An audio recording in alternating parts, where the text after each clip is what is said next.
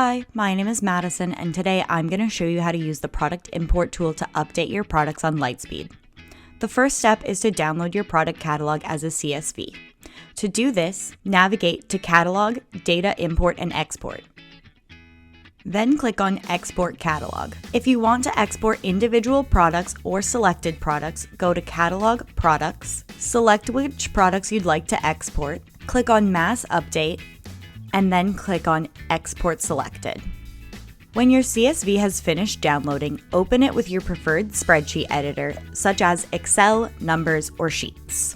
Here you can make changes to your product's attributes such as the name, description, price, or stock. You can make changes to any product attribute using the Product Import Tool. To find the column names, go to our Help Center. I will take this time to update the price of my products to account for shipping costs so I can offer free shipping to my customers. When making updates to your catalog, make sure you have product identifiers such as the product ID or SKU. The import tool needs this information to know which products to update. After I finish making updates, I will export my spreadsheet as a CSV. Now upload your file to Lightspeed. If you need help with this, you can watch our tutorial on importing your CSV to your store. Congratulations on making mass edits to your catalog using data import and export.